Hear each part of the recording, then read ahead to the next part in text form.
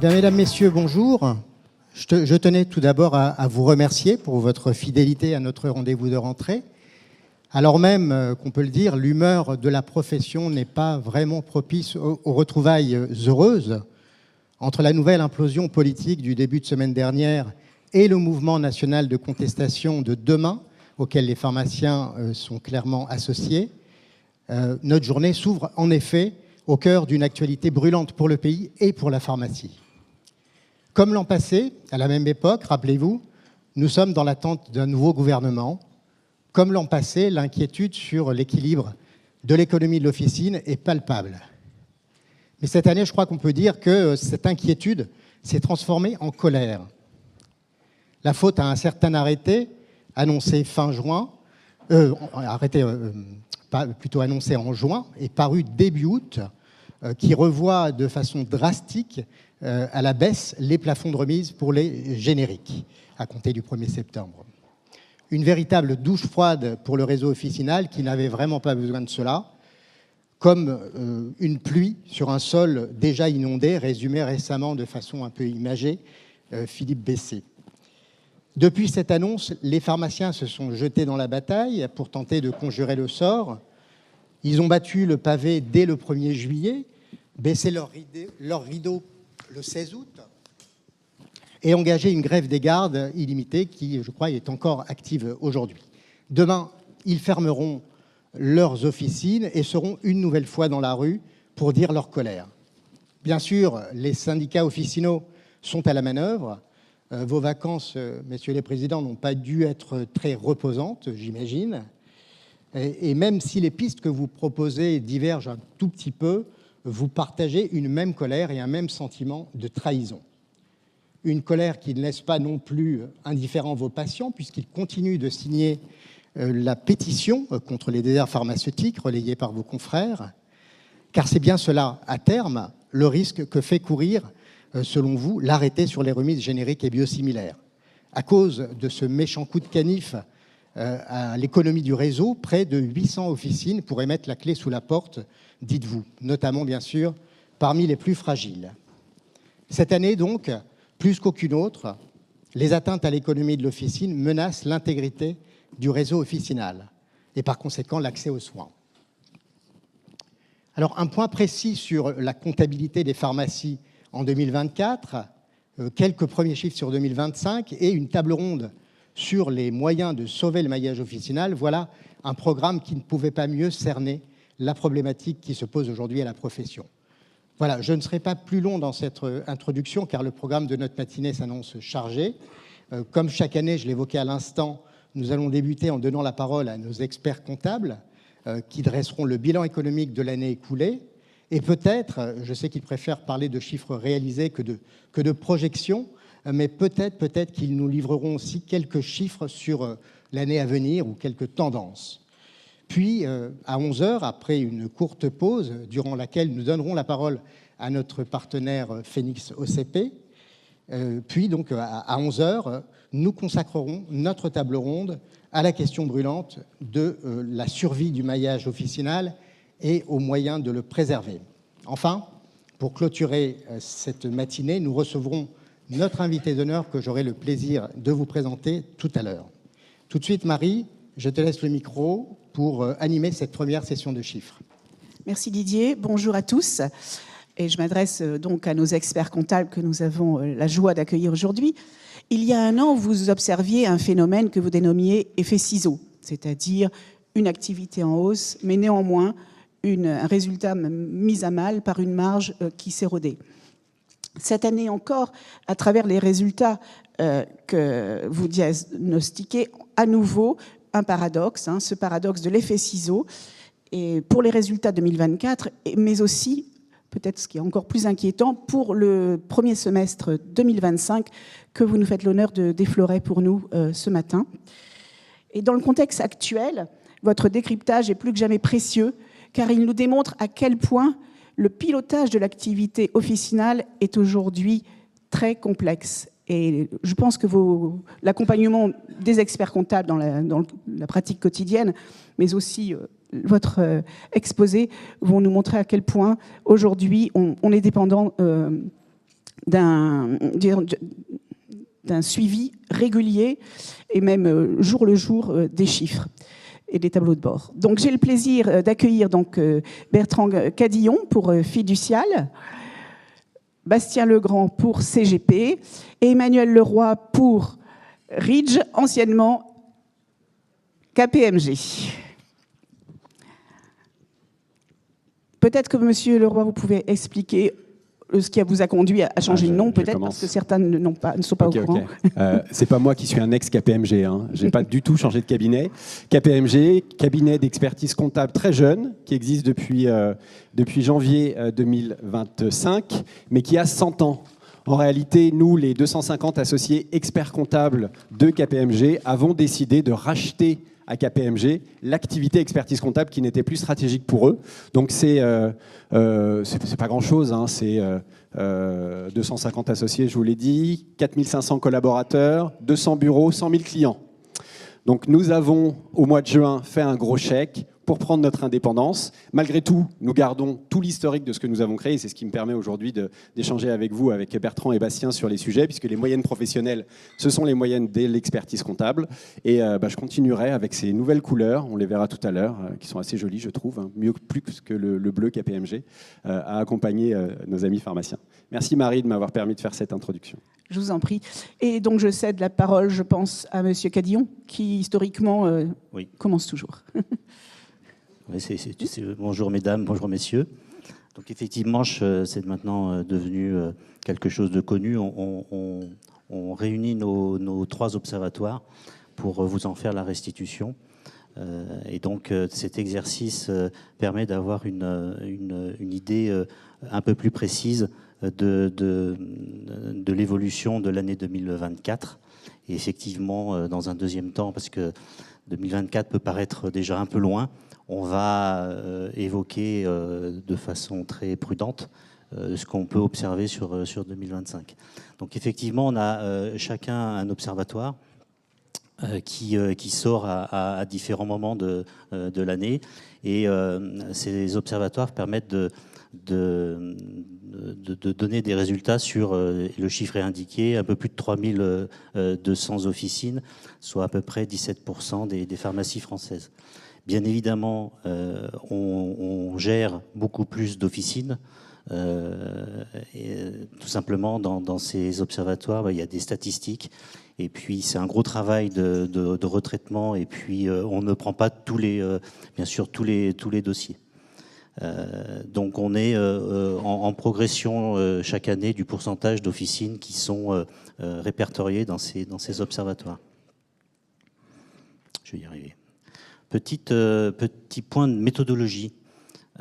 Effectivement, comme je le disais tout à l'heure, on a des observatoires qui sortent à différents moments de l'année, en début d'année, et puis c'est Fiducial qui sort le sien en septembre. C'est une précision qu'on donne chaque année parce que, bien évidemment, nos résultats sont tirés des bilans des officines, et donc il faut laisser le temps de les sortir, ce qui fait que dans cette répartition, on a, et ce qui peut expliquer des variances d'ailleurs dans nos résultats, peut-être qu'on y reviendra, c'est effectivement l'assiette qui n'est pas forcément un peu identique. Donc ça apporte un élément. Pour certains observatoires, on a des données un peu plus de 2023, c'est ce qu'on disait tout à l'heure, et puis pour d'autres, on n'a pratiquement pas de données 2023. Donc voilà. Mais ça, c'est l'avis de l'arrêté des comptes. Et puis, quelque part, si on fait cet exercice chaque année, l'impact est forcément lissé. Par contre, on s'est harmonisé sur la description des officines en regroupant 3 zones. Et à un moment, c'est nous qui en avions 4, mais ça n'avait pas beaucoup de sens. Donc, on distingue les zones rurales, des zones commerciales et des zones urbaines. Alors, on va attaquer dans le dur, on va parler de l'évolution du chiffre d'affaires. L'évolution du chiffre d'affaires, donc là, on le reprend sur 5 ans. Ce qui est intéressant de voir, c'est que on continue toujours à progresser en termes de chiffre d'affaires. Quels que soient nos observatoires, on a cette progression. Pendant longtemps, et j'espère que c'est plus le cas maintenant. Pendant longtemps, cet indicateur du chiffre d'affaires était un petit peu le baromètre de la santé des pharmacies, qui d'ailleurs peut porter à confusion, et notamment on reviendra sur des décisions qui sont politiques. On croit que la pharmacie continue à augmenter son activité, donc se porte bien. Donc c'est un peu cet élément qu'on prendra en échange tout à l'heure. Mais donc ce chiffre d'affaires augmente. Quand vous faites la somme de ces 5 années, on est presque sur 5 ans à presque 30% d'augmentation de l'activité des officines en France.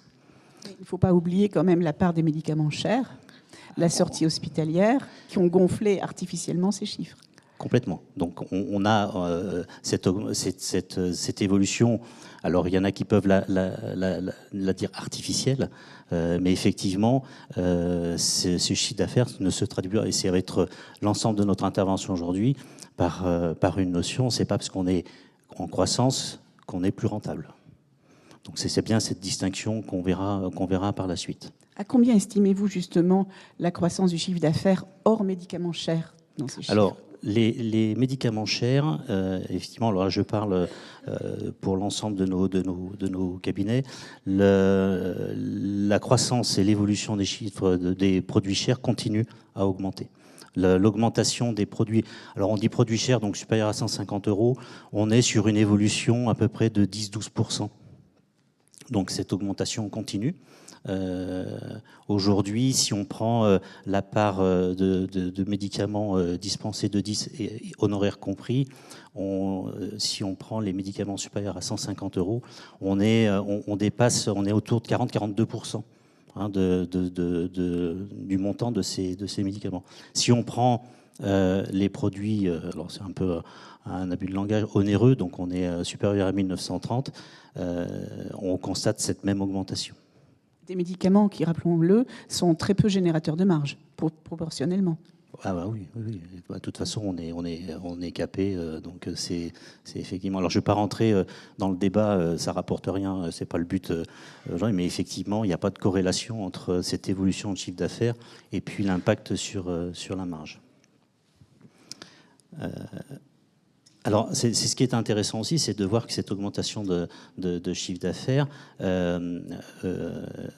prend aussi en compte la diminution des prix des médicaments. Donc, on voit qu'à l'intérieur de cette interprétation, c'est toujours délicat de faire la part de chaque levier.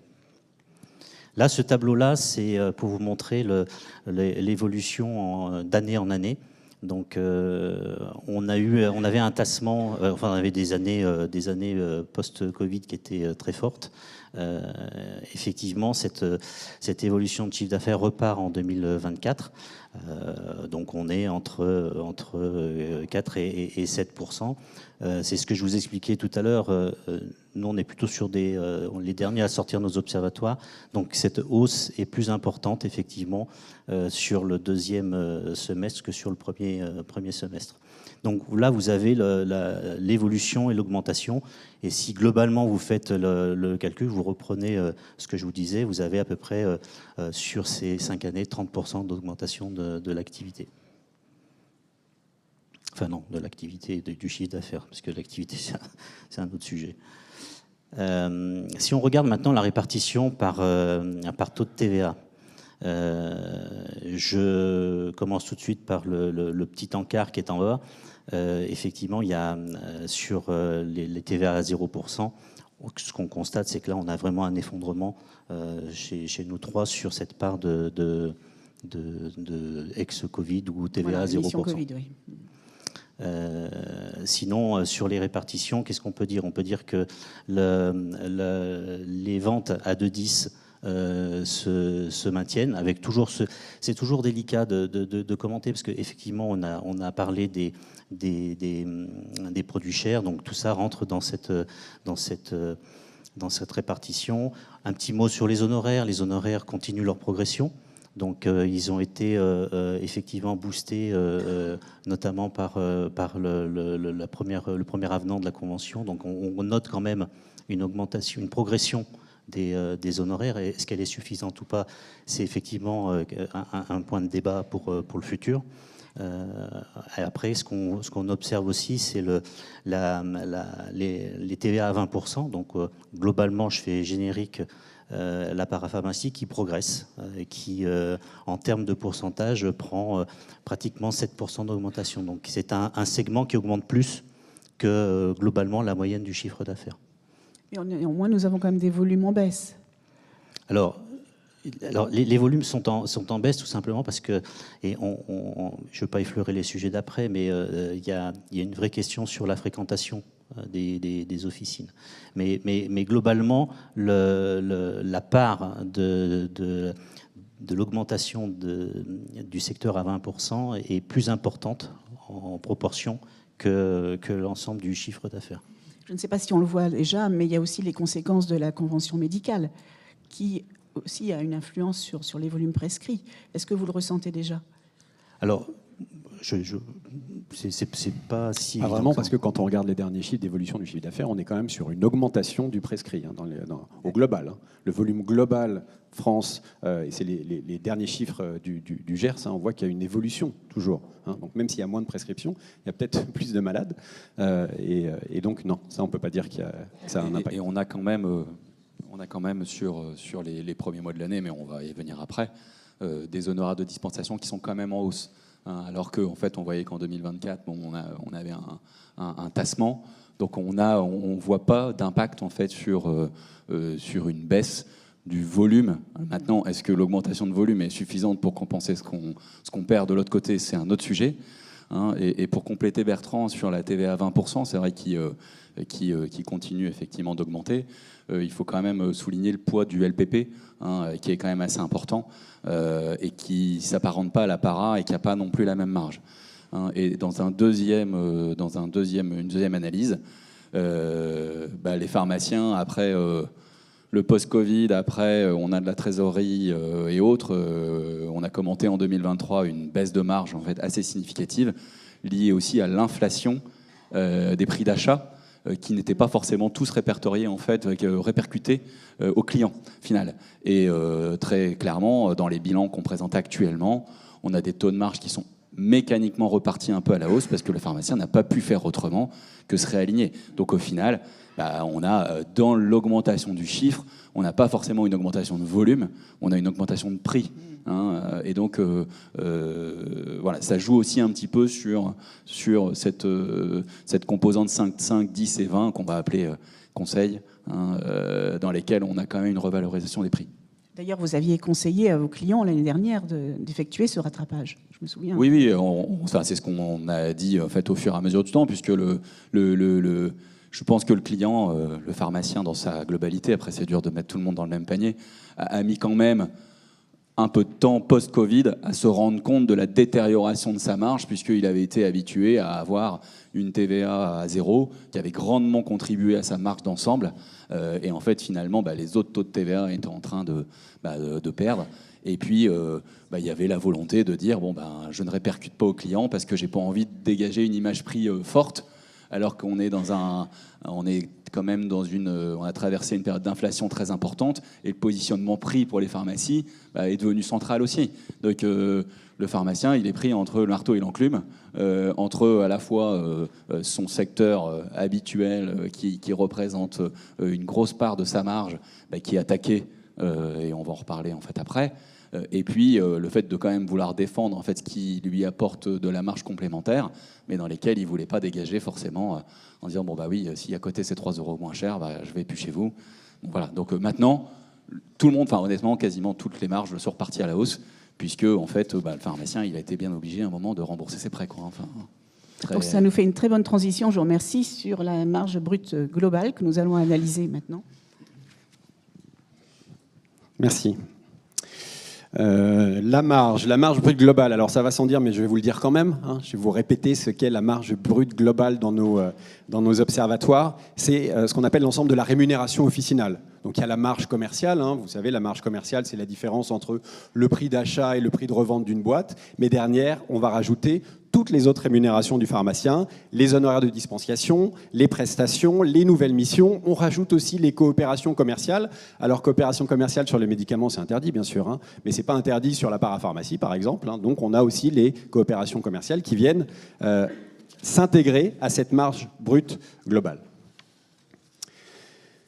L'évolution de la marge brute, alors comme l'a dit Bertrand tout à l'heure, il y a une petite différence entre nos cabinets parce qu'on est sur des périodes qui sont variables. On sait que grâce à CGP, on a des chiffres très tôt dans l'année, hein, puisque c'est le premier observatoire qui sort.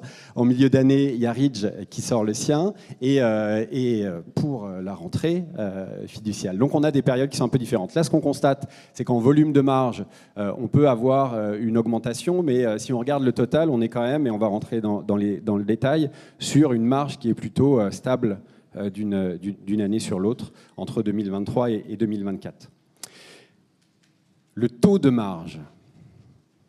Marie, le taux de marge. L'année dernière, vous nous aviez posé la question, hein, est-ce qu'on va s'installer durablement en dessous des 30% de marge ? Est-ce qu'on avait franchi justement ce seuil, hein ? J'ai l'impression que c'est bien parti pour quand même, hein. Que le taux de marge diminue sur nos 3 observatoires. On est significativement en dessous des 30% encore cette année. Est-ce que c'est important un taux de marge ? Le taux de marge, c'est le volume de marge sur le chiffre d'affaires.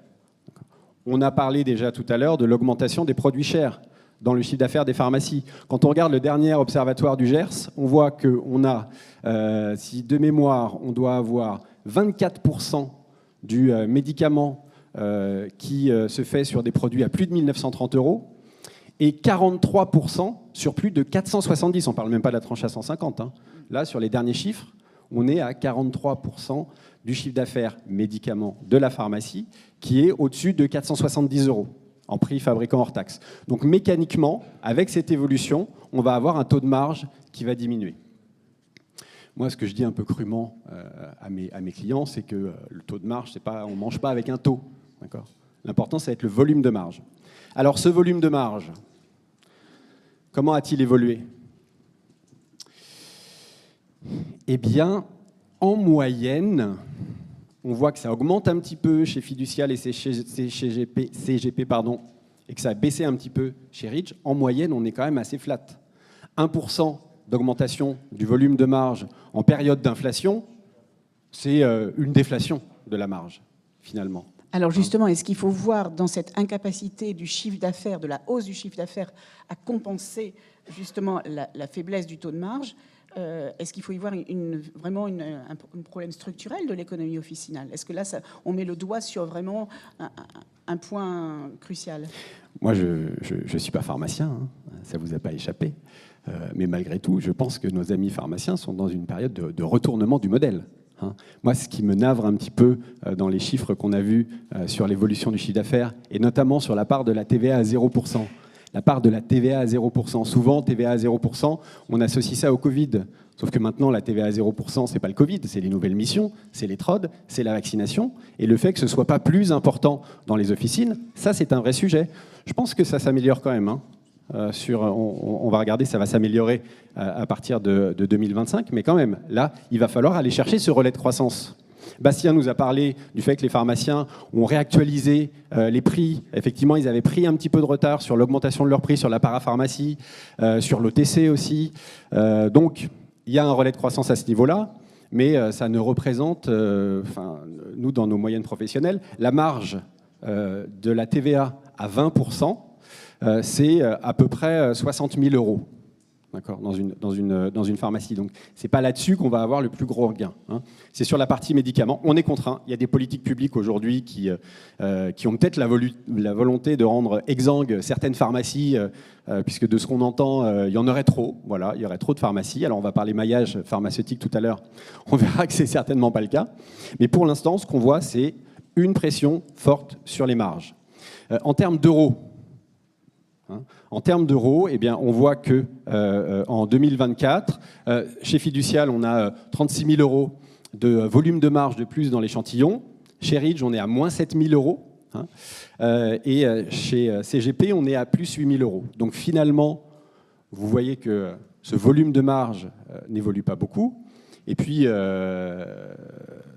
avec la réforme de la remise sur les génériques, on voit que la marge de manœuvre, là, elle n'est pas très importante. Hein. Et là, je ne suis pas en train de vous parler d'un volume de marge sur le médicament. On parle de la marge brute globale, l'ensemble des activités de l'officine. Ce qui va avoir en fait une influence directe sur le BE. Bastien ? Merci, ouais. Merci Emmanuel. Oui, on vient de le voir à la slide 12. Les officines n'ont gagné que 8 000 € de plus chez vous. Oui. 36 000 de plus chez Fiducial.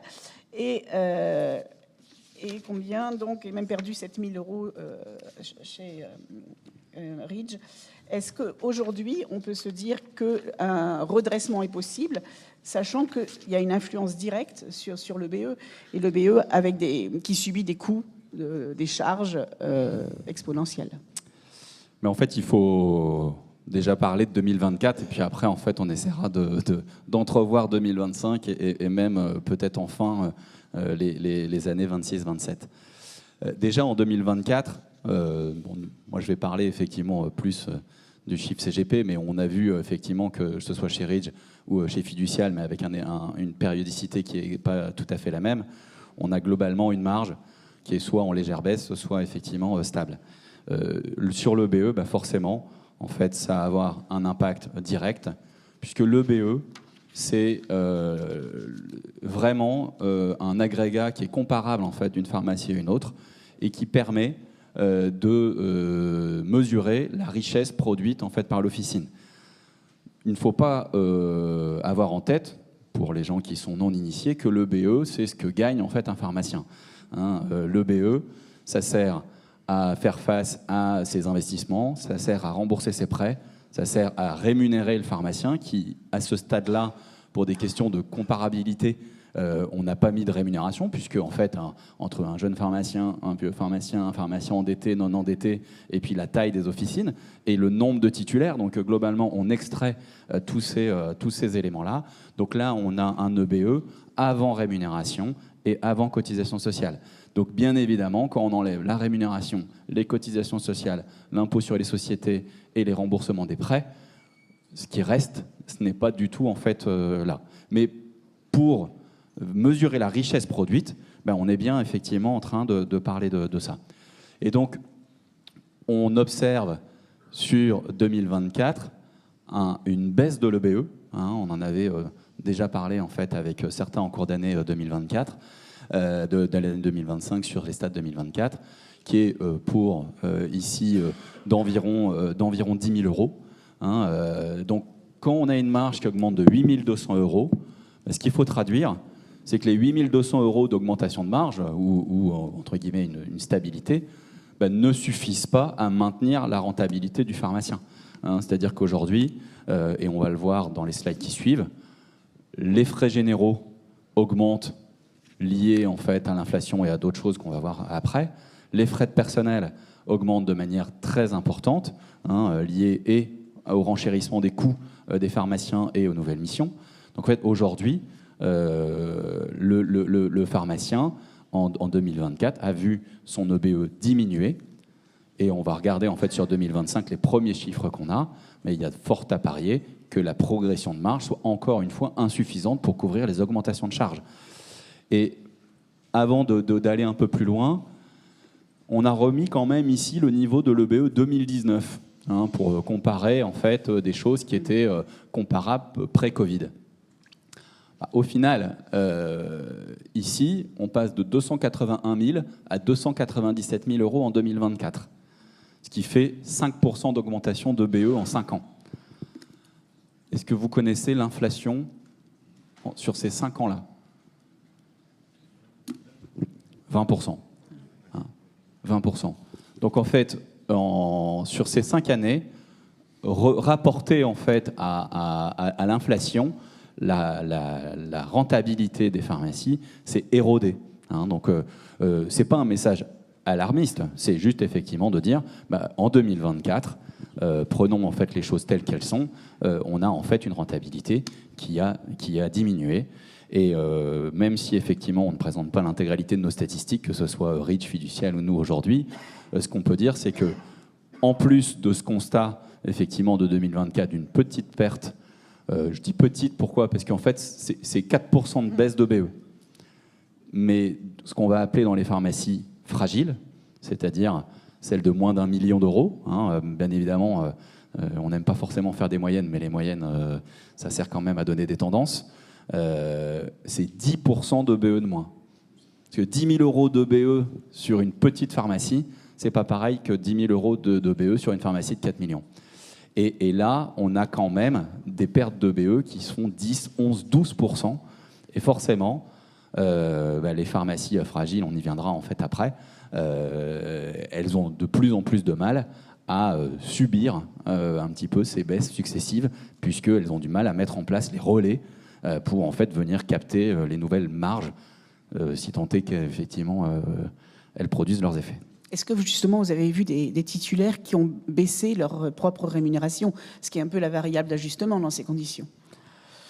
Alors oui, il y a des baisses quand la baisse est possible. Hein. Nous, en fait, dans nos observatoires, dans nos statistiques, on sort une rémunération moyenne pour le pharmacien d'environ 60 000 euros. Petit aparté sur l'échantillon, notre échantillon, globalement, chez CGP, la moyenne en fait, des chiffres d'affaires, c'est 2,5 millions. Donc on a une moyenne qui est supérieure à la moyenne nationale. 60 000 euros, sachant que quand on prend les officines de moins d'1 million, on est entre 18 000 euros et 20 000 euros de rémunération, c'est-à-dire entre 1 500 et 1 700 euros net par mois. Donc forcément qu'il y a des rémunérations qui sont plus faciles à bouger que d'autres. Donc est-ce qu'on a observé un peu, mais pas tellement, en fait, outre mesure. Puisqu'en fait, la question, c'est aujourd'hui, on en parlera avec les amis banquiers et autres, c'est que forcément, quand la difficulté viendra en fait en fonction de l'endettement en fait des sociétés. Une société qui n'est pas endettée, elle peut faire face à une baisse, ou en tout cas, elle peut absorber une baisse de rémunération. Une société qui est endettée, elle peut pas. Ou bien évidemment, elle va devoir réduire en fait ses frais. Alors, en termes d'évaluation du taux, j'aurais assez la même chose que je dirais la même chose qu'Emmanuel. Hein. Le taux, très honnêtement, on s'en fout un peu. Le principal, c'est effectivement les euros. La tendance, en fait, est concrètement la même hein, dans nos trois cabinets. Donc l'évolution de l'EBE, hein, hormis effectivement l'échantillon de Fiducial qui effectivement est sur une période différente. Ce que j'expliquais, c'est que nous, en moyenne, chez CGP, on perdait entre 10 et 12 000 euros. Et chez Ridge, la baisse de l'EBE, c'est 20 000 euros. Hein, donc le constat est quand même en fait quand même significativement marqué. Bien évidemment, 2023, on avait des baisses très importantes, mais qui étaient en comparable de 2022 avec un EBE avec du Covid. Donc on va zapper un peu les progressions 21, 22, 23. Nous, on aime bien comparer 2019, hein, puisque voilà, ça reste un exercice qui est plus comparable. Pour revenir en fait sur cette notion de dire finalement on a une rentabilité qui baisse alors qu'on a une marge qui progresse légèrement. Hein, en fait, elle progresse trop légèrement, hein, puisque finalement elle ne progresse pas assez pour compenser les augmentations de charges. Dans les charges, on va schématiser un petit peu aujourd'hui avec deux grandes familles, hein, les charges externes et les frais de personnel. Les charges externes vont regrouper tout ce qui est énergie, loyer, leasing, assurance, maintenance, honoraires, groupement, banque, télécom et autres. En fait, c'est tous les frais qui ne sont pas directement liés aux achats de médicaments. Bon, on a environ plus 6% d'augmentation, hein, mais qui fait suite à des années d'augmentation. C'est-à-dire qu'en fait, aujourd'hui, quand on est à plus 6%... Ça se surajoute, c'est ça? Voilà, ça se rajoute. Et en fait, là-dedans, on a à la fois une inflation, même si en 2024, elle est moins forte qu'avant, hein, mais notamment, on a des rattrapages de loyer, on a des rattrapages d'énergie. Mais après, ce qu'on distingue dans ces augmentations de charges, c'est que les officines qui ont progressé en marge, elles ont aussi progressé en charge parce qu'elles ont continué à investir. Et malheureusement, si on tire la pelote, ceux qui n'ont pas augmenté de charge, ce n'est pas forcément non plus un bon message. C'est celles qui n'ont pas réussi à investir. Parce que dans ces augmentations de charges, on va notamment trouver tout ce qui est nouvelles technologies ou en tout cas automatisation. Et donc on va trouver notamment en fait post-Covid les pharmaciens qui ont investi dans les automates, dans la PDA, dans les étiquettes électroniques et tous ces effectivement systèmes qui permettent peut-être aussi de gagner un petit peu de gains d'heures de personnel et puis de confort d'exercice. Voilà. Et donc forcément il y a un relais. Nous en moyenne les charges elles progressent de 7 000 € par an. Et dans ces 7 000 € par an, la part des leasings sur ces appareils, on explique une grosse partie.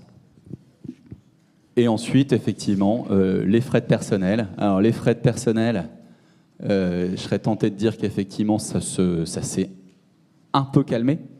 Après, en fait, 2022-2023, dans lesquels on a quand même eu plus 12%, on va dire, en moyenne en 2022, plus 10% en moyenne en 2023, et là, on est à plus 5% peut-être. Nous, ce qu'on aime bien, c'est mettre un petit peu en rapport, en fait, ça. Cette augmentation sur les 3 à 4 ans de frais de personnel, c'est l'équivalent d'un assistant 30 heures. C'est-à-dire qu'avec la même masse, en fait, en euros, je dois me séparer d'un assistant 30 heures pour maintenir ma masse salariale. Donc, il y a 2 cas de figure. Soit le pharmacien est tellement contraint qu'il le fait et on a du burn-out, des ventes et autres, puisque en fait, le pharmacien n'arrive plus, en fait, tout simplement, à assumer en fait, son exercice. Soit, nous, malheureusement, on passe pour les prêcheurs de mauvaises paroles et à chaque bilan, on dit t'as trop de frais de personnel. Voilà. Et en fait, après, on essaye de trouver les moyens d'optimiser en fait, la situation. Mais souvent, en fait, on est quand même confronté effectivement à ce sujet-là. Cette augmentation de frais de personnel, on a les augmentations du point, qui sont les augmentations classiques. On a aussi la montée en compétences liée aux nouvelles missions, qui fait forcément qu'en fait, on doit embaucher des gens qualifiés. Il y a quand même eu aussi une pénurie de préparateurs, qui fait que de temps en temps, il y avait plus d'assistants que de préparateurs. Et puis, il faut se souvenir que les augmentations qui ont été concédées en 2023 ou 2022, en fait, elles portent leur effet sur une année pleine en 2024. Et encore en 2025, c'est ce qu'on verra en fait par la suite.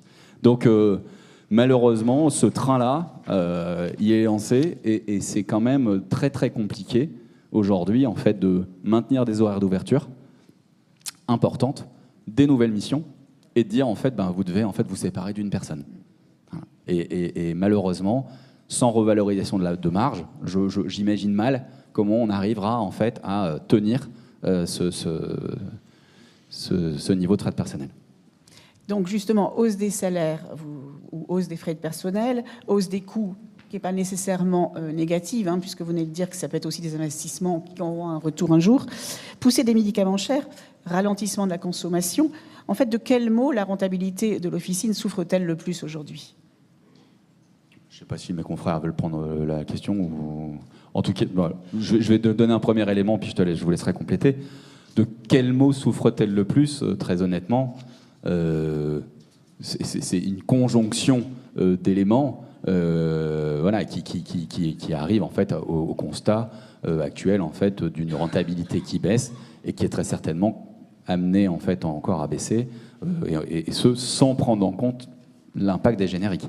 Donc malheureusement l'inflation c'est un phénomène qui a touché toute profession, toute personne en fait pendant ces années-là. Et ce qu'on voit, c'est que la tendance du chiffre d'affaires, elle a suivi cette progression d'inflation. Alors, en partie tirée par les produits chers, mais pas que. On a bien vu en fait qu'il y avait du chiffre d'affaires supplémentaire.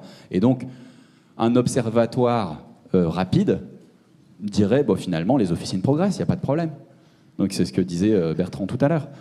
Donc, aujourd'hui, notre problème, c'est la rémunération du pharmacien et donc la marge, puisque j'ai quand même le sentiment que, comme toute profession en fait qui évolue, elle a besoin de bras, elle a besoin d'investissement, et si en fait elle peut pas faire face à ça, demain en fait, pour certaines pharmacies, ça sera très compliqué.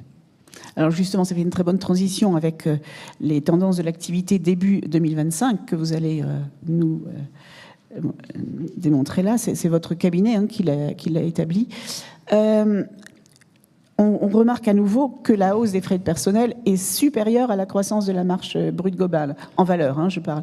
Oui. Donc, c'est exactement ce que nous venions de démontrer pour 2024, et ça a l'air de cette tendance se perpétue au cours des 6 premiers mois de cette année. Tout à fait. Ce qu'on peut quand même effectivement observer sur ces 6 premiers mois, donc on a des tableaux de bord qui nous permettent effectivement d'avoir un suivi. Alors sur un échantillon moindre, puisque en cours d'année on est toujours un peu moins bon que sur la clôture.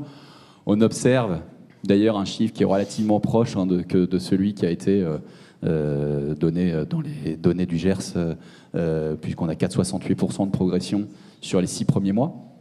Mais ce qui est important, c'est que finalement, hors produits chers, cette progression de 4,68%, elle passe en fait à 3%. Malgré tout, on a quand même une progression de 3%. Mais cette progression de chiffre d'affaires ne donne lieu qu'à une progression de marge de 1,20%. C'est-à-dire qu'en fait, on a 4,68% d'augmentation de chiffre, 3% hors produits chers et 1,20% d'augmentation de marge. Et donc, en euros, sur 6 mois, on a dégagé 4 336 € de plus. Alors bien évidemment, ces chiffres seront à parfaire. C'est une tendance. Je préfère quand même mettre ces guillemets-là. On a des frais de personnel qui progressent de 3,59% de 4 841 €. C'est-à-dire que seulement en prenant les frais de personnel, c'est-à-dire que je n'ai toujours pas pris mon loyer, mes leasings, on n'a pas parlé des postes qui augmentent beaucoup, mais il y a les assurances. Les assurances, en fait, l'assurance, c'est un poste très inflationniste, donc l'ordre de 15-20%. Donc, même si les niveaux sont moindres, ça se rajoute en fait aux charges. Et donc, ce qu'on a, c'est qu'effectivement, on a, ne serait-ce que sur 6 mois, que sur les frais de personnel, on a déjà une baisse de BE. Donc, on ne va pas faire 2025 avant que l'année soit terminée, mais en tout cas, la tendance, c'est qu'on est sur une marge qui se tient, mais qui ne sera certainement pas suffisante une nouvelle fois pour garantir en fait une stabilité de BE. Monsieur Cadillon, non, j'étais pour compléter ce que disait Bastien, parce que Fiducial, on a fait le même travail. Et quelque part, on corrobore ces chiffres-là avec, alors c'est les variances des échantillons et puis de différents critères, mais en termes d'évolution de chiffre d'affaires, sur les 6 premiers mois d'août 2025, on est même en dessous de 3%. Donc on voit bien qu'il y a effectivement un ralentissement du volume, et puis on est légèrement, mais on est un peu moins de 4% d'augmentation des frais de personnel. Donc je corrobore complètement cette tendance. Après, comment va évoluer la fin des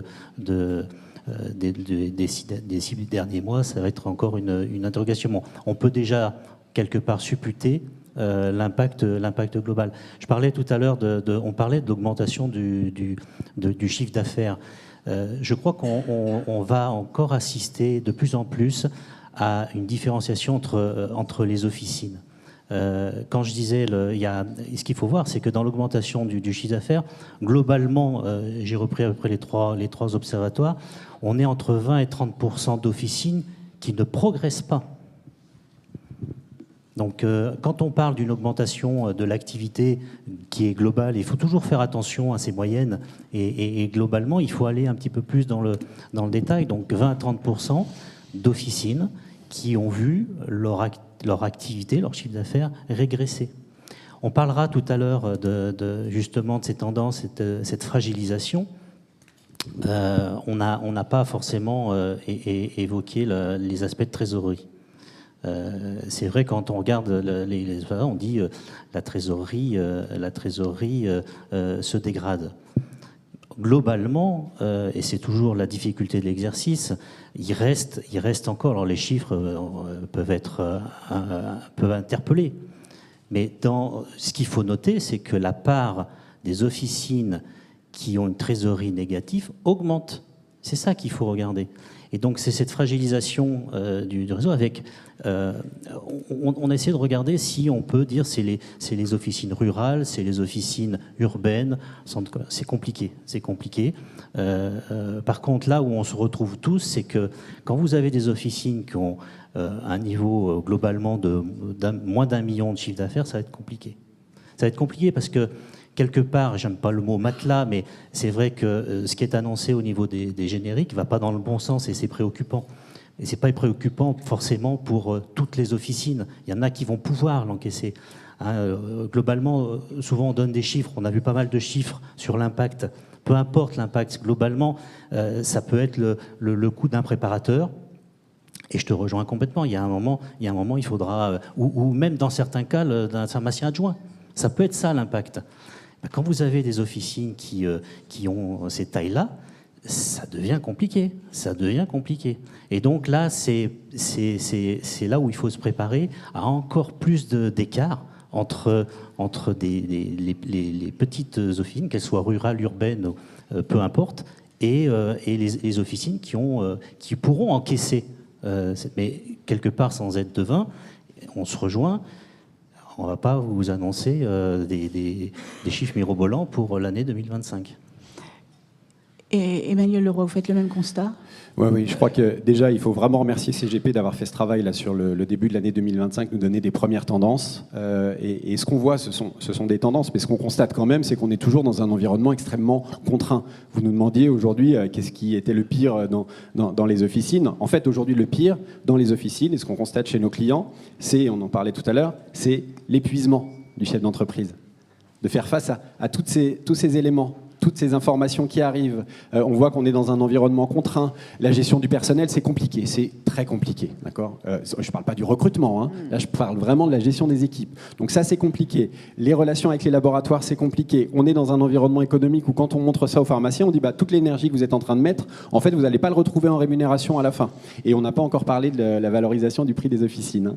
Mais c'est là où nous, les experts comptables, mais aussi les groupements, ont vraiment un rôle important d'aider, d'accompagner, de porter le chef d'entreprise. Aujourd'hui, quand on est face à ces tendances, on se dit on en a de lourd sur les épaules. Hein. Donc on a besoin de cet accompagnement. Et puis, tu as parlé des banquiers, je crois qu'aussi on a besoin d'un accompagnement fort de nos amis banquiers. On le voit toujours au jour le jour. Aujourd'hui, on n'a pas de difficulté à financer un rachat de pharmacies. Par contre, quand on se retrouve dans des pharmacies qui sont en difficulté, alors même qu'on présente des plans qui pourraient être des plans de survie, on voit qu'il y a un léger frein. Alors, peut-être pas sur nos amis d'Interfimo qui sont ici aujourd'hui et qui connaissent vraiment bien le marché de l'officine, mais malheureusement, vous n'avez pas 100% du marché. Et on a besoin de cet accompagnement. Alors, nous, on est là. Hein. On a vu dans notre échantillon, on a 17% du marché des officines. On a tous pour objectif d'en avoir encore plus. Et ce qu'on fait aujourd'hui et ce que fait Bastien et Bertrand, c'est justement de mettre en place les outils de pilotage pour accompagner le chef d'entreprise qui est le pharmacien. Voilà ce que je voulais rajouter. Alors justement, quand on voit le prix des sessions, c'est assez surprenant parce qu'on ne voit pas, le prix ne reflète pas la détérioration économique du réseau, puisque les prix sont à nouveau à la hausse, même si cette hausse est légère. Je vais prendre la question, puisqu'effectivement, avec l'échantillon de CGP, on a quand même beaucoup de sessions en fait, tous les ans. Donc on sort aussi un observatoire sur les prix de cession. Alors en fait, je pense qu'il faut regarder effectivement avec des pincettes, comme tous les chiffres qu'on sort. Hein. 1 783 000, donc on va dire qu'on est sur un même prix moyen par rapport en fait à l'exercice précédent. Ce qu'il faut voir, c'est que nos statistiques, ce sont des statistiques des pharmacies qui se vendent.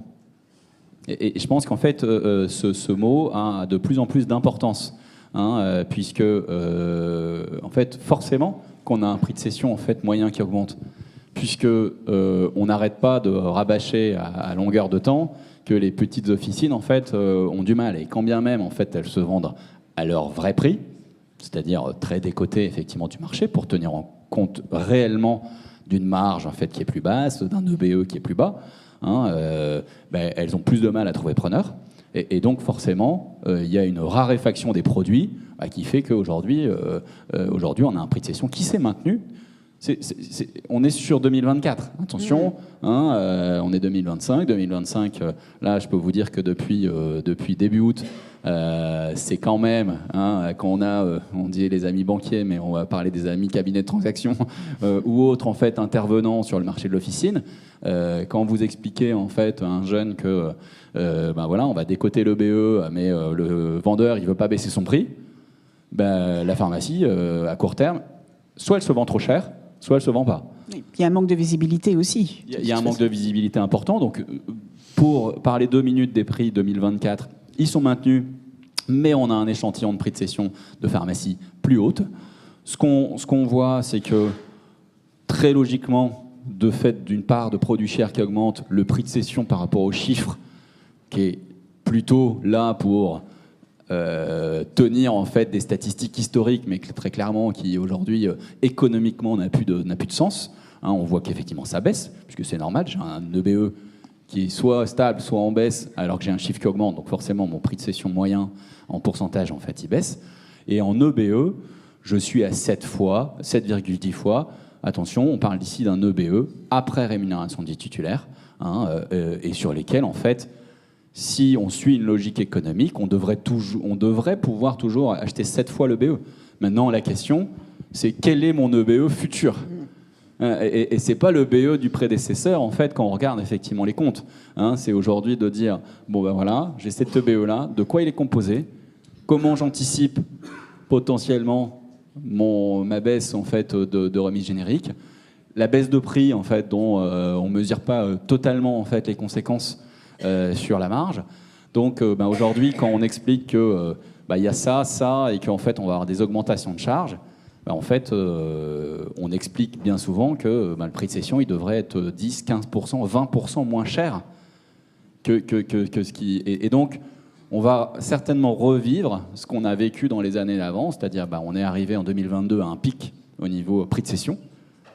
Et puis, progressivement, le marché, il va en fait faire ses œuvres, parce que, sauf parce qu'on a envie de ramasser à la cuillère des pharmaciens, parce qu'en fait, ils auront été amenés dans des business plans qui seront de toute façon pas assumés. Très bien. Pour compléter, notamment sur cette partie prix de cession, je crois que, et c'est maintenant, on le disait déjà avant, mais il faut vraiment s'affranchir de cet indicateur qui est le chiffre d'affaires. Et on va rentrer dans une ère où, si on parle de prix de cession, de valorisation et tout ça, de méthodes qui étaient peu connues dans la pharmacie, qui sont les cash flows futurs, qui sont la rentabilité future, et ce genre de démarche qu'on retrouve dans d'autres pans de l'industrie, et qui n'était pas forcément le critère pour les pharmacies. Donc je pense que cette année, nos observatoires montrent vraiment que là, il ne faut plus parler de chiffre d'affaires, et que le maître mot, c'est la rentabilité. Très bien. Juste un petit point pour parler justement des prix de cession. J'ai un exemple en tête. On parle des petites officines aujourd'hui. Effectivement, vous n'allez pas les retrouver puisqu'elles ne se vendent pas. J'ai une cliente qui clôture ses comptes au 30 juin. Il y a 2 ans, elle est proche de la retraite, je vais vous expliquer. Elle m'a dit, moi, je ne vends pas en dessous de 200 000 euros. Elle fait toujours 600 000 euros de chiffre, c'est plutôt stable. C'est une petite officine de région parisienne, il y en a beaucoup, mine de rien. C'est aussi parmi nos clients. Il y a 2 ans, c'était 200 000 euros. Là, je lui présente le bilan au 30 juin. Il me dit, écoutez, monsieur Leroy, j'ai liquidé ma retraite du régime général. Voilà. J'ai donné un mandat à 50 000 à une agence pour qu'il aille voir les pharmaciens du coin. Mais de toute façon, si je n'ai pas d'offre en juin, je résilie mon bail et je ferme la pharmacie. Et ça, on le constate en région parisienne, mais ailleurs aussi. Et on pourra en reparler quand on parlera du maillage en zone rurale, où là, c'est plus problématique. En région parisienne, une pharmacie qui ferme, c'est problématique, mais ce n'est pas problématique pour le patient. Voilà. Surtout en proche banlieue, on va retrouver une pharmacie. Mais là, on a quand même beaucoup, et nous, on le voit, cette pharmacienne, elle est épuisée. Elle a liquidé sa retraite, elle n'en peut plus. Elle s'est dit, maintenant, soit je trouve quelqu'un, 50 000, allez, ça me paiera mes cotisations URSSAF de l'année N+1, soit je ferme le rideau. Donc on est vraiment dans ces situations-là aujourd'hui, et on le constate dans la baisse du nombre d'officines aussi. Très bien. Avant de laisser les questions à la salle, je tenais à vous remercier tous les trois pour le travail accompli, parce que l'air de rien, il y a une mise en commun importante et c'est pas toujours évident de faire des slides, voilà. Je vous remercie aussi pour la pertinence de vos analyses et très complémentaires chacune, c'est très très important, et aussi pour votre talent à faire parler les chiffres. Voilà. Je vous remercie beaucoup.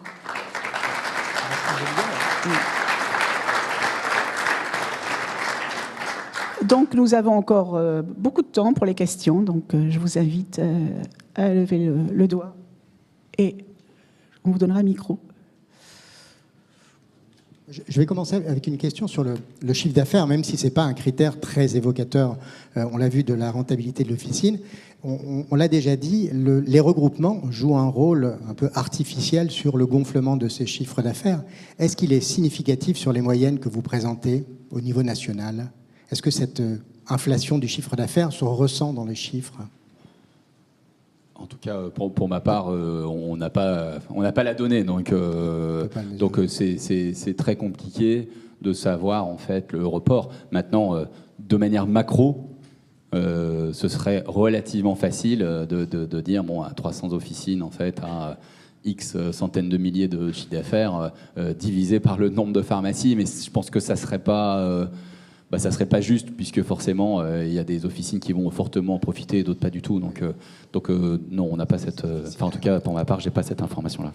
Et ce qu'on peut rajouter, c'est qu'en final, ce qui va tirer vers le haut le chiffre d'affaires moyen de notre échantillon, c'est plus la part de produits chers qui augmente que certaines officines qui disparaissent et donc du chiffre qui se regroupe.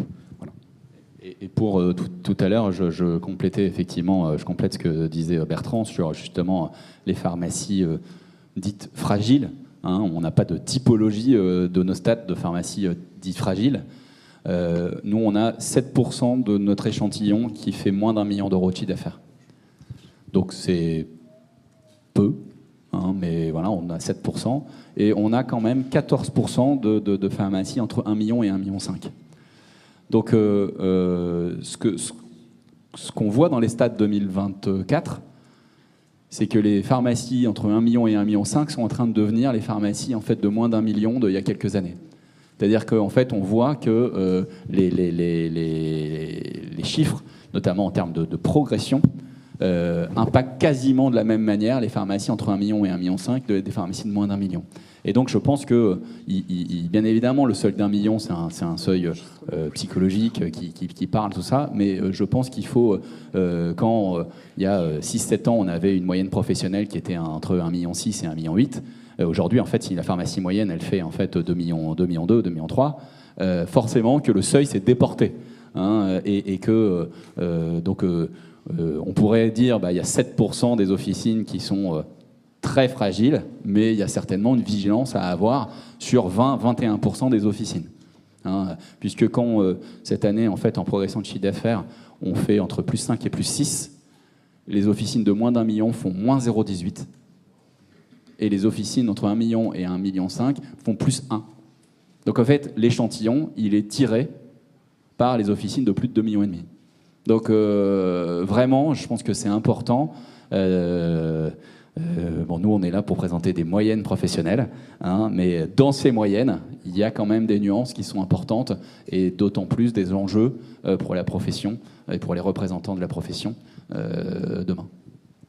Par rapport à votre question, je vais y répondre. Alors, je vais compléter aussi ce qu'a dit Bastien, mais sur votre première question, c'est vrai qu'on ne peut pas le noter. Alors, c'est indirectement, nous, parce qu'on a regardé, par exemple, sur le premier semestre 2025, globalement, la fréquentation le nombre de passages diminue légèrement. Ce n'est pas une réponse que je vous apporte, mais ce regroupement ne se traduit pas forcément par une augmentation du nombre de clients pour les pharmacies qui restent. Au contraire, on a une légère... Pas arithmétique. Mais pas arithmétique. Après, c'est vrai qu'on a réfléchi sur ce que c'est qu'une officine fragile. Et je corrobore ce chiffre de 5, 6, 7% de deux façons. Je vous disais tout à l'heure que le nombre d'officines qui ont une trésorerie négative, c'est à peu près ce pourcentage-là. Donc, c'est pas c'est un facteur de fragilité. Et puis effectivement, corrobore aussi le nombre d'officines qui ont globalement moins d'1 million de chiffre d'affaires, c'est à peu près aussi ce pourcentage-là. Donc on a là des facteurs inhérents de fragilité. Mais pour aller dans ton sens, c'est peut-être un petit peu plus. Parce que ce qu'on voit, et ça va être de plus en plus prégnant pour 2025, c'est comment je gère mon officine et comment j'aborde cette notion de rentabilité. Donc voilà, c'est pour apporter un complément. Merci. Vous avez une question. Question là-bas. Oui, bonjour, Pascal Louis, collectif des groupements. Un tout petit sujet à la marge, mais qui en fait est assez important, me semble-t-il, sont l'organisation des gardes. On a une indemnité de 200 € par nuit, et y compris le dimanche, ça fait 400, hein, la journée et la nuit. Ça fait quand même, sur une semaine, 1400 € x 12. Le calcul, ça fait 1600, même x 12, on est à 20 000. Alors déjà, c'était une excellente initiative de nos syndicats, parce que ça, c'est une vraie rémunération qui reste quand même significative, et c'est un vrai service. Donc c'est quelque chose qu'il faut vraiment mettre en avant, me semble-t-il. Par contre, je ne l'ai pas vu apparaître sur les comptes, mais peut-être que c'est intégré à d'autres choses. Et puis, moi, je serais pharmacien à la campagne et je serais à 15 000 €, comme ça a été dit tout à l'heure. Eh ben, je me prendrais des gardes, quoi, clairement. Mais ça a quoi comme incidence? C'est que 20 000, si je prends une semaine, si je prends 2 semaines par mois, ça fait 40 000. Ça veut dire qu'on aurait, avec mon raisonnement, des pharmacies qui seraient maintenues complètement artificiellement, pertinents sur le service, mais en logique de business complètement perfusée. Alors, est-ce que ça ressort? Est-ce que vous avez des chiffres là-dessus? Et je souligne quand même que ça me semble quelque chose d'extrêmement pertinent, premièrement qui favorise la pharmacie rurale, hein, et puis qui, deuxièmement, favorise un vrai service. Alors, je vais prendre la réponse en y mettant un peu de pincettes. En fait, les statistiques, aujourd'hui, ont une vocation, effectivement, de tendance globale. Bien évidemment, en fait, on descend ces statistiques-là aux prestations de services. Dans les prestations de services, il y a des ROSP, il y a les indemnités CPM, il y a les locations de matériel médical, il y a plein d'autres choses, en fait, sur lesquelles, aujourd'hui, on ne met pas l'accent. Les indemnités de garde, je vais me permettre effectivement de contredire un petit peu ce que vous venez de dire, c'est qu'en moyenne, les officines n'ont pas du tout 20 000 € d'indemnité de garde, puisqu'en fait, il y a quand même énormément d'officines qui n'ont pas autant de garde que ce niveau-là, puisqu'il y a des tours de garde qui sont bien plus importants. Et je n'ai pas de moyenne sur cet indicateur-là, mais de visu, et entre 6 et 7 000 €, 6 000 € d'indemnité de garde par pharmacie, c'est déjà en fait plutôt une bonne moyenne. Hein. Donc on n'a pas du tout ce niveau-là. Alors certes, on est passé de 190 € à 200 €, donc on a regagné en fait quelques centaines d'euros sur l'exercice, mais c'est pas de manière en fait significative. Maintenant, la piste que vous évoquez d'effectivement de perfuser les petites officines effectivement pour leur maintien, tout ça. Bon, ça effectivement après c'est des notions effectivement politiques, de choix de politique publique, hein, qui auraient certainement un intérêt. Hein, mais aujourd'hui, les petites officines, même en milieu rural, en général, ils sont 12-13 par tour de garde. Donc en fait, ça ne représente pas ces montants-là. Sauf cas particulier de Saint-Pierre-et-Miquelon ou autre pharmacie en fait sur les îles. Oui. Geoffroy Blondel, SERP. Pardon. Bastien, je rebondis sur ce que tu as dit tout à l'heure sur plutôt 20% d'officines là sous surveillance. Et je voulais aussi repréciser, il me semble aussi que le facteur clé de cette faiblesse qu'on peut observer, c'est aussi l'endettement, surtout. Parce qu'on parle de rentabilité, on parle de marge, mais quand on parle de trésorerie à la fin, c'est surtout qu'après le BE, il faut rembourser l'emprunt. Et est-ce qu'on n'a pas plutôt, quand on se penche sur les prévisionnels que nous faisions l'année dernière, il y a 2 ans, il y a 3 ans, il y a 4 ans, est-ce qu'on envisageait réellement cette baisse en valeur de l'EBE? Est-ce que ce n'est pas ces pharmacies-là qu'il faut surveiller en priorité, indépendamment d'ailleurs de leur leur prix ou de leur taille. C'est surtout, elles ont peut-être été achetées à un prix où les prévisionnels, tu l'as souligné aussi, il faut faire extrêmement attention aujourd'hui, s'il y a un message à passer, c'est d'être très vigilant sur les prévisionnels actuels que l'on va effectuer pour ne pas décourager les futurs jeunes installés. Je vais te répondre, Geoffrey. Alors, effectivement, il y a le sujet de l'endettement. Maintenant, est-ce que le problème vient des officines qu'on a financées il y a 2, 3, 4 ans? Je ne le pense pas, pour plusieurs raisons. Déjà parce que, mine de rien, on a quand même intégré, pas une baisse, mais des évolutions de marge quasiment à zéro. Et surtout, sur ces officines qui viennent d'être achetées, bien souvent, on a un titulaire qui est encore frais, qui n'est pas épuisé par 8 ans derrière le comptoir de son officine, qui a encore un petit peu de recul. Et donc, ce n'est pas, à mon sens, ces officines-là qui sont fragiles. Par contre, effectivement, celles qui ont été achetées il y a 6, 7, 8 ans, avec un endettement qui est encore plein. Hein. On emprunte sur 12 ans. Hein. Donc l'emprunt qu'on paye la première année, on le paiera jusqu'à la 12e année. Donc là, effectivement, on se rend compte qu'il y a certainement des sujets et qu'il faut être particulièrement vigilant par rapport à ça. Mais je crois que tout le monde, et je ne parle pas qu'au nom des experts comptables, mais les banquiers qui financent aussi, ont fait le travail d'être extrêmement prudents dans les prévisionnels qui ont été construits sur les dernières années. Et encore plus sur ceux qu'on est en train de construire aujourd'hui. Si je peux compléter, je dirais qu'effectivement, ça dépend aussi quelle typologie de financement on a eu effectivement sur les officines.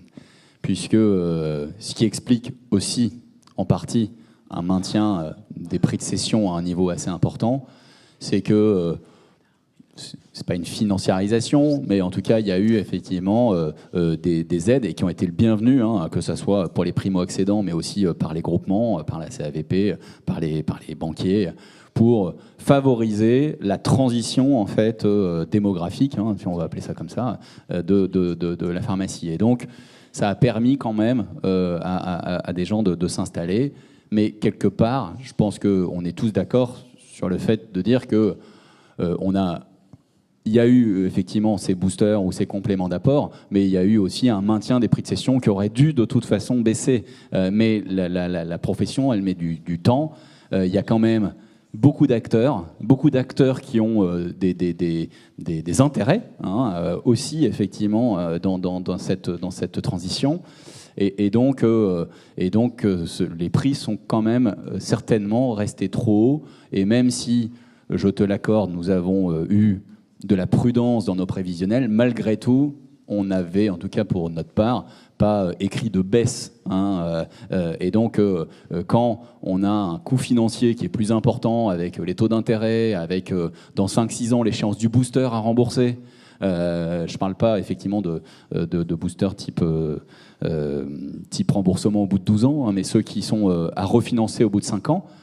Et je ne parle pas de tous les cas avec des pharmaciens investisseurs dans lesquels, en fait, au milieu de la route, je suis quand même censé, normalement, racheter les parts de mon investisseur. Bon, comment, en fait, dans ce cas de figure-là, je vais réussir à l'exercice alors que mes 6 premières années ne collent pas à mon BP et que si j'avais prévu d'être à 200 000 € de trésorerie en année 6 et que je suis à 50, je ne fais rien en termes de restructuration. Donc, le sujet, il est sur l'anticipation, et je rejoins tout à l'heure effectivement ce que tu as dit, que ce soit effectivement Interfimo, les autres partenaires en fait bancaires de l'officine, on doit être capable très en amont d'anticiper effectivement justement ces sujets de transmission, de restructuration, de réétalement, parce que en fait, certes, on aura des titulaires qui ont encore envie, mais moi je vois quand même beaucoup de titulaires qui disent finalement j'ai fait ça, et puis en fait je suis juste dans le prévisionnel. C'est-à-dire où je suis juste en dessous. C'est-à-dire que j'ai déployé tout ce que je devais déployer, et au final, je n'ai fait que compenser les pertes que j'ai eues. Et ça, effectivement, on a quand même des gens qui fatiguent, clairement. Ça, c'est une impression personnelle. Monsieur Besançon. Merci. On voit que le BE est en baisse. Est-ce que vous voyez aussi des actions des pharmaciens pour justement réduire leurs charges de fonctionnement, notamment auprès de leurs prestataires, dans leur totalité, que ce soit leasing, politique ou baisse des honoraires, des groupements, enfin je ne sais pas, est-ce qu'il y a déjà ce mouvement ou pas ? parle de, à peu près en moyenne sur nos réseaux, ce type de frais généraux ne représente que 6% du chiffre d'affaires. Et dedans, il y a entre 1,8 et 2%. Sur les 6, c'est le loyer. Donc déjà, le loyer, on n'a pas d'impact. Sur le reste, ce qu'on constate aujourd'hui chez nos clients, c'est une certaine prudence, notamment dans le renouvellement des leasings. Parce qu'on sait que les prestataires informatiques, ils sont toujours prêts à nous vendre des machines de guerre pour scanner une ordonnance ou imprimer. Donc le pharmacien fait attention, mais de là à aller renégocier. Alors oui, il y a des choses qui ont été faites, notamment, on sait qu'à un moment, il y avait le problème sur le coût de l'énergie. Donc il y a eu des investissements qui ont été faits sur les éclairages LED pour consommer un petit peu moins. Mais on ne constate pas aujourd'hui, il n'y a pas de cost killing dans les officines parce que la marge de manœuvre, finalement, elle est réduite. Enfin, je pense que vous me confirmerez ça. On n'est pas sur... C'est pas le plus gros poste. Je pense qu'il y a plus d'énergie à mettre sur la négociation de ces achats de marchandises que sur aller négocier 1 ou 2% de réduction des honoraires de l'expert comptable, par exemple. Monsieur Zambrowski. Merci. Et malheureusement, c'est les officines qui sont le plus en difficulté de trésorerie qui malheureusement choisissent les leasings qui leur coûtent le plus cher. Et souvent, en fait, on voit dans les officines qui sont déjà en difficulté, finalement, une difficulté d'aller négocier des frais parce qu'ils ne sont pas en position de force. Bon, c'est malheureux, mais c'est quand même un constat. Excusez-moi, je vous écoute. Je vous en prie. Certaines officines appartiennent à des groupements et certains groupements ont proposé des enseignes communes avec un aménagement commun, une décoration commune, voire une marque commune qui prend le pas sur le nom du pharmacien ou le nom de la pharmacie. Est-ce que vous arrivez à différencier ces officines et autrement dit, est-ce que travailler sous une marque, sous une enseigne, une dénomination commune est une plus-value, une moins-value ou un différent ? Comme c'est une question piège, je vais laisser mes confrères répondre. C'est pas une question de piège. C'est pas une question piège. C'est la question que nous posent tous les groupements quand on émet nos observatoires. Est-ce que vous pouvez nous faire un observatoire de nos officines pour montrer aux adhérents que finalement être adhérent chez nous fait qu'on est meilleur que la moyenne? Voilà. C'est compliqué. Moi, je sais, dans mes officines, je sais de quel groupement ils font partie, mais il y en a beaucoup des groupements. Finalement, est-ce qu'on a suffisamment d'échantillons par groupement pour pouvoir faire ça? Je ne suis pas sûr.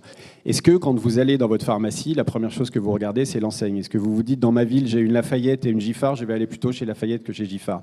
Je ne pense pas qu'aujourd'hui, ce soit rentré dans les mécanismes d'achat. Maintenant, ce qui est important sur ces enseignes, c'est que les enseignes, c'est toujours important, on le sait bien, c'est que ça peut créer une confiance, et là, c'est le travail des réseaux de travailler sur cette confiance aujourd'hui, mais sachez que la Croix Verte, c'est déjà la plus grosse confiance que le patient va pouvoir avoir, et derrière, c'est surtout tout ce que ça va avoir, la mise en commun de tout ça va permettre d'aider le pharmacien, j'en ai parlé tout à l'heure, c'est que c'est le rôle des experts comptables, mais aussi de ces groupements, d'aider le pharmacien à augmenter leur rentabilité. Alors, je vais apporter un autre complément d'information qui va peut-être un peu s'éloigner, mais qui peut avoir un lien avec la notion de groupement. C'est tout ce qui va concerner la fidélité, qui est que possible avec les groupements. Nous, on suit ce critère de fidélisation au travers un certain nombre, vous verrez notre observatoire. Effectivement, ce qu'on peut constater, c'est que aujourd'hui, le fait de garder son client et de le fidéliser a un impact. Donc, je vous réponds indirectement, mais c'est vrai que sur ce biais-là, aujourd'hui, c'est quelque chose sur lequel il faut compter. On parlait de la rentabilité, mais il faut aussi penser à la fidélisation. Un client, ça coûte cher à avoir. Et donc, indirectement, pour vous répondre, via les groupements, on constate que tous ceux qui gèrent ou qui ont de la fidélité, on parle bien sûr de la para, quelque part ça a un impact. Une question ? Bonjour, Thomas Morgenroth, Université de Strasbourg. Je veux revenir sur un point, c'est sur la place des honoraires. En fait, j'en ai vu sur vos statistiques, sur la marge, en prenant le premier semestre 2025, de 365 000 bruts, il y a environ 120 000 euros d'honoraires. Mais bon, on doit les rattacher plutôt au 2-1, et donc je voulais voir quelle est la proportion finalement de ces honoraires dans la place du 2-1, si vous avez un ordre d'idée. Oui, c'est environ 10%. 10-11% les honoraires par rapport au total du 2-10. Et par contre, en fait, en marge. Non. Ah, en marge. En marge, c'est 60%. Oui, c'est un peu moins. 60% à peu près. Mais ouais, donc aujourd'hui, en fait, majoritairement, la rémunération du 2-10, elle est majoritairement sur les honoraires. Hein, avec quand même, c'est là qu'on peut diverger. Et nous, après, on n'est pas ni le GERS, ni Office Santé, ni Osfarm, qui ont des données peut-être liées à l'exploitation en fait, du LGO. Nous, en fait, on observe dans nos statistiques une baisse de l'honoraire de dispensation. Alors, faible, mais ce qu'on avait observé en 2024, on est quand même en honoraire de dispensation en euros légèrement négatif sur les 6 premiers mois. Donc, mais maintenant, quand même, c'est une part prépondérante de la marge du pharmacien. Et ce transfert s'est quand même opéré relativement bien. Si on veut faire en fait un focus sur les 10 dernières années, 2015, les buts des honoraires, 2025, ce transfert d'honoraires, en fait, c'est relatif. Ce transfert de rémunération, c'est bien opéré. Maintenant, voilà. Maintenant, la question, c'est est-ce que ces honoraires-là sont suffisants ? C'est ce qu'on vient effectivement d'expliquer, mais les honoraires sont peut-être pas que la seule solution. Mais en tout cas, ça fait partie du sujet. Oui, bonjour Laetitia Hill, Pharmasystème Qualité. Est-ce qu'on a une idée de l'impact des ruptures sur la rémunération, sur le volume global des 2-1 ? Les ruptures, est-ce qu'il y a une idée ? Est-ce qu'il y a moyen ? Bien sûr, quelque chose qu'on ne vend pas, c'est difficile à quantifier. Mais... À notre niveau, non. Ce qu'on peut vous dire, c'est que, comme vous le savez très bien, ça exacerbe énormément l'attention des clients pharmaciens. Mais de chiffrer, en fait, combien de ventes, entre guillemets, l'impact sur le chiffre d'affaires, l'impact sur la marge, en tout cas, nous, à notre niveau, on n'est pas capable d'avoir ces informations-là. Vous avez évoqué tout à l'heure la prudence des pharmaciens en matière d'investissement. Est-ce que depuis la mauvaise nouvelle de l'été, vous observez parfois chez vos clients des reports, par exemple, de projets d'embauche, voire des licenciements déjà ? Pour être tout à fait transparent, les licenciements n'ont pas commencé en août. Dans l'idée, on fait bien évidemment pas à CGP, mais nous, à notre niveau de cabinet FCC dans le Nord, on fait à peu près 6 000 fiches de paye par mois. On a des ruptures conventionnelles et des licenciements qui ont doublé entre 2024 et 2023. Alors, avec 3/4 de pharmaciens. On voit plutôt, pour vous répondre, plutôt une réaction et emmenée par les syndicats. Les pharmaciens aujourd'hui sont concentrés sur l'actualité.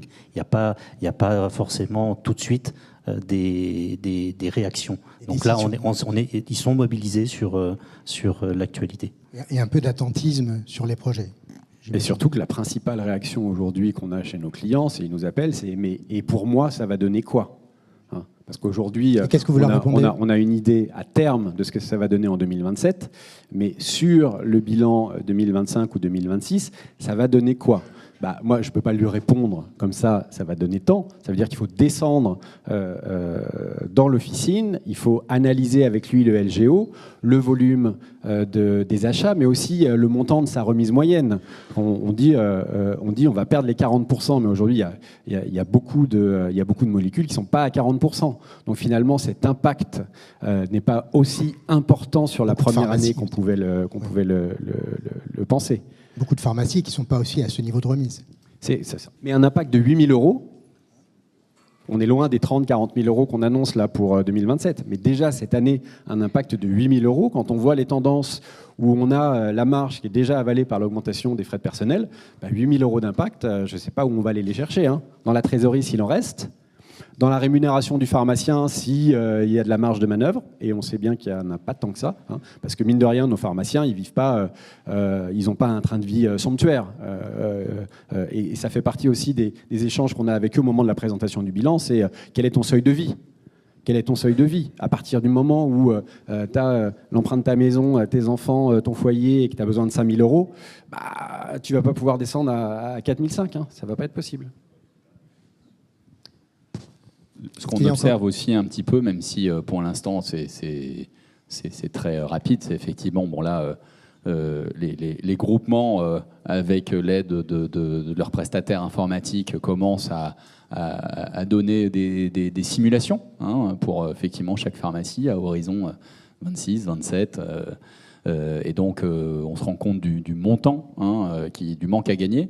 Donc, comme on disait tout à l'heure, il y a des pharmacies qui pourront l'absorber plus facilement que d'autres. Tout à l'heure, on parlait des groupements, mais c'est sûr qu'aujourd'hui, il y a des groupements qui n'ont pas la même politique en fait de prix. Il y a il y a des pharmacies de flux, il y a des pharmacies de soins, il y a des pharmacies de proximité, et donc tous n'ont pas le même poids de la rémunération à 2,10 en fait dans leur marge. Mais si on parle quand même de la pharmacie classique, ça représentera quand même des montants importants. Et ce qu'on voit là à court terme, c'est des projets de travaux, des projets de transfert, des projets effectivement qui pour l'instant sont complètement arrêtés. Moi, j'ai des gens qui m'ont dit on fait pas, on est en stand-by, j'ai appelé la banque, j'ai arrêté. Voilà. Donc, à voir pour l'instant si on arrive effectivement à avoir un peu plus de visibilité dans les semaines à venir.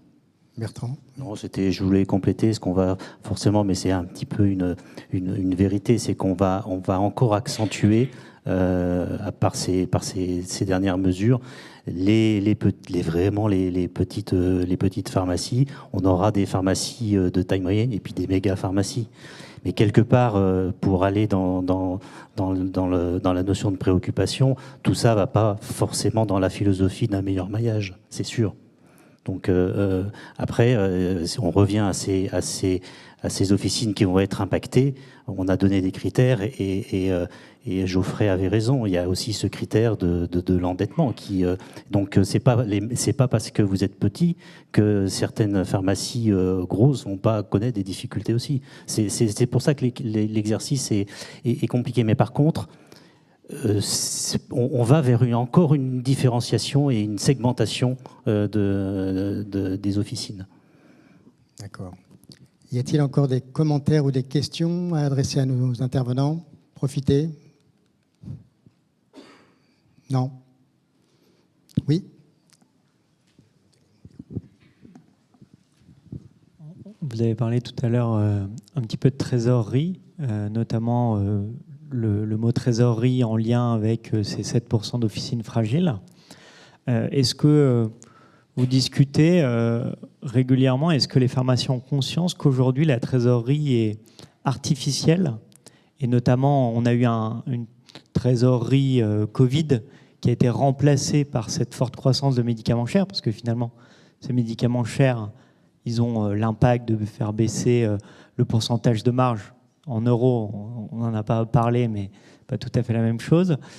Mais surtout, ça donne, en tout cas pour ceux qui payent, comme la plupart des confrères, j'imagine, à 30 voire 45 jours grossistes, ça donne ces 10% d'augmentation de produits chers, ça donne de la trésorerie artificielle. Et est-ce que les pharmaciens en ont conscience ou pas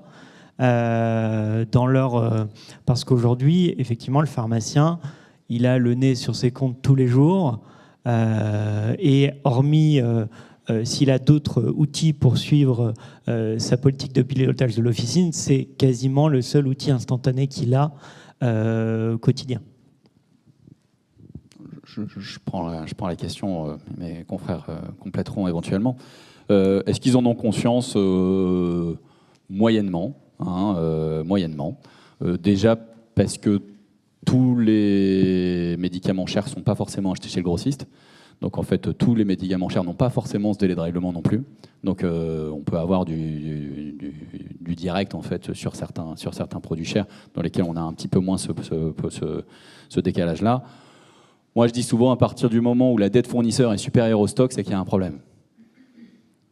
Là, en fait, c'est un commentaire qu'on a en fait à chaque bilan, c'est de leur dire voilà, artificiellement, moi je dis demain, en fait, on vend l'officine, tu récupères la vente de ton stock, il te reste 60 000 € de dette fournisseur en plus à payer.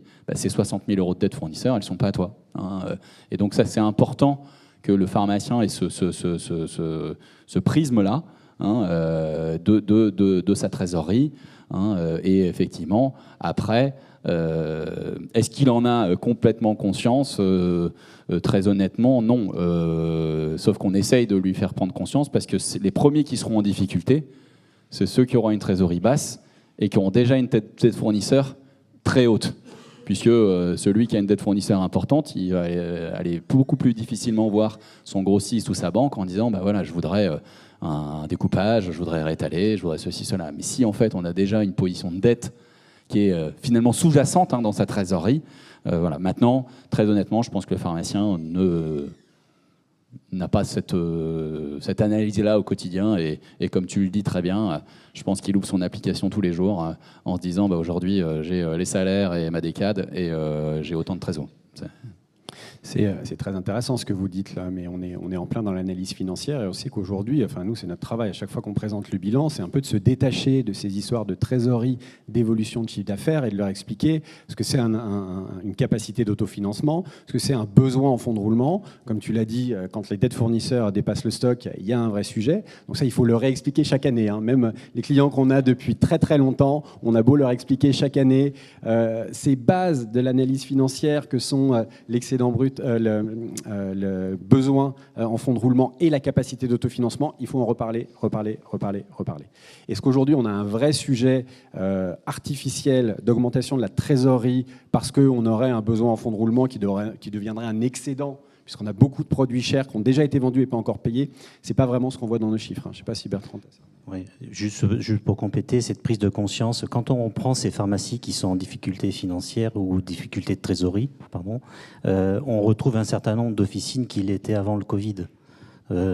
Pas toutes, mais en grande partie, quelque part, cette période qui a un peu fait perdre les repères à beaucoup de personnes, effectivement, de façon artificielle, on a un peu maquillé, mais quelque part, ces difficultés-là, pour certaines de ces officines, en grande partie, étaient déjà existantes avant. Mais cette prise de conscience, vous parlez des pharmaciens, elle peut être aussi compliquée pour des acteurs qui connaissent pas forcément le monde de la pharmacie, ou certaines personnes qui prennent des décisions comme les dernières qui ont pris. Vous prenez notre observatoire, chiffre d'affaires en hausse, la trésorerie moyenne 200 000 euros. Quand nous, chez Fiducial, on fait une douzaine d'observatoires par métier. Et donc là, vous avez l'observatoire de la pharmacie et on sort une dizaine d'autres métiers. Et donc on est une équipe, on échange. On dit waouh, toi, ça va, hein, en moyenne, tu as 200 000 euros de trésor. Donc c'est cette prise de conscience, c'est là toute la difficulté de la lecture de nos observatoires, c'est qu'il faut connaître ce métier-là, parce que cette prise de conscience, elle l'est au niveau des pharmaciens, pas pour tous, effectivement, mais il faut qu'elle soit aussi présente sur les observatoires externes. Merci Bertrand Cadillon. Je crois qu'on va devoir s'interrompre. Il me reste à vous remercier, messieurs, pour cet exercice une nouvelle fois réalisé de façon excellente, très claire, un panorama complet, chiffré, précis. Alors, vous dressez un tableau qui est un peu sombre, mais il est objectif, il s'appuie sur des chiffres et il servira sans doute de toile de fond à notre débat de tout à l'heure sur le maillage officinal. Je vous invite à prendre un instant une pause café au fond de la salle et je vous rappellerai, je vous remercie d'avance de répondre à ma demande, je vous rappellerai dans un petit quart d'heure pour notre instant partenaire avec Phoenix OCP. À tout à l'heure.